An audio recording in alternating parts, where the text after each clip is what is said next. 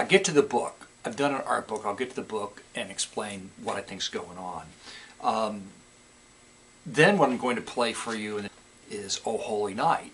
And well, let me back up and say that I think Doug plays the horn on Sleigh Ride. And I'll get to why I think that. Now on Holy Night, I think it's Marilyn singing. Because in every one of these songs there's this weird little voice in the background that sounds young, to me, female and young. And it just kind of pierces through everything else. And it makes the whole LP kind of interesting, even though there's some standard stuff in it. Sounding stuff. Like Winter Wonderland, it's odd, but not, it's just not something I'm going to put on YouTube. And Silver Bill, same thing. Now, before I get to the real treat of the whole deal here, it's I'm Dreaming of a White Christmas. Now, this is interesting because, and I'll go through the book, I'll probably mention it again, but she mentions this poem that is a part of this I'm Dreaming of a White Christmas. Pearl D. Brewer, a.k.a. Mama, writes a poem which she calls a recitation, A Soldier's Dream. And when you listen to it, and maybe I'll go ahead and play a part of that. A smile came to his face. He was thinking of the coming season and being at the old home place. For a while he forgot the firing.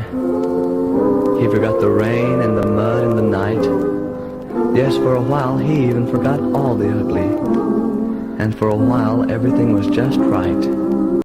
In '69, we were, we were mired in Vietnam, in a war there, and some of that is apparent. Well, it is apparent in the song that's some of that was on her mind, but she writes it from the perspective like a World War II sort of soldier dreaming about home perspective, maybe a little bit of the Korean War, but the shine-in wore off by '69, I think, for this kind of stuff. But I realize that you're talking about religious music and the country, kind of the countryside of the whole spectrum, and they were steadfastly, most of them, behind their soldiers the whole time, and I think most of them. I mean, just from my exposure, from what I remember.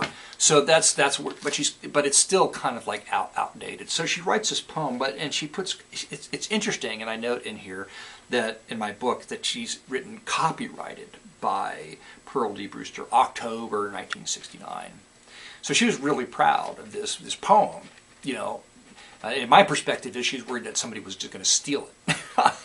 I think that's why you copyright things, because you worry that somebody's going to rip you off. So I kind of found that amusing, because these people are long gone. A side note, which I'll include right now, is that they list their address as Elbron Avenue in Cincinnati.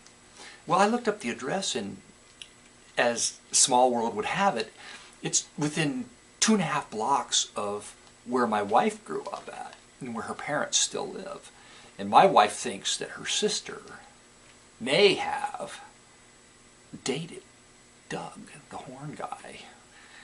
Don't know, I haven't verified this yet, but she thinks, she's trying to think of the name, she thinks maybe one of them had a crush on her sister, her older sister. So there you go, Small World. Where was I? The copyright thing, and there's a lot of writing on the back, which is great. I love when these people, they all do their own copywriting. That's one thing they don't hire out. They can't. Before computers, nobody could do your own. Like on the Kyla album, it was hand-drawn, but still they had to hire somebody to put the whole thing together and to build the thing and go to press. You couldn't do it. But you could write your own stuff. Everybody had a typewriter or a pencil, right? So you could write your own stuff to send it to the person that was doing the typesetting department, the printing plant. So they all write it, which is great because it gives you little snippets of insight into what these people are all about. And it's never written very well, and I'll go into some of the writing when I go into that. Just a touch of it. Anyway, so let's talk about the book now. Let's get into the book. And the last thing I got to mention is the last track I'm going to be playing. And I'm listening to this whole thing, and Holy Night's really wonderful. And I might as well just say right now that you recognize the first half of the song and then you think it's over, but then it goes on like there's a whole other set of lyrics to "O Holy Night" that I grew up I've never heard them in my life. So most people sing like the first set and it's over, I guess. I have no idea, but she starts singing this whole other set of lyrics.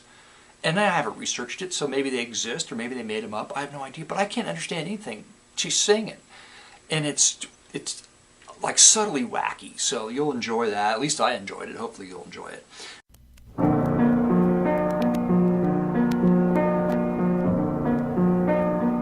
Oh, holy night, the stars are brightly shining. It is the night of the dear Savior's birth. Long lay the world in sin and error pining, till he appeared and the soul felt its worth. A thrill of hope, the weary world rejoices, for yonder breaks a new and glorious morn. On your knees,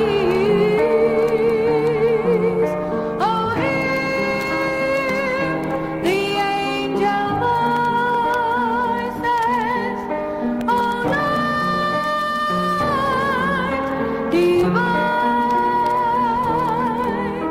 oh, night when Christ was born. Oh, night divine,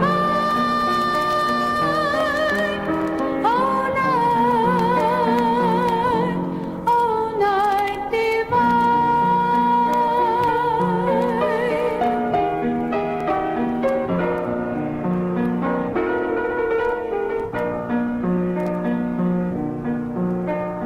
Truly he taught us to love one another.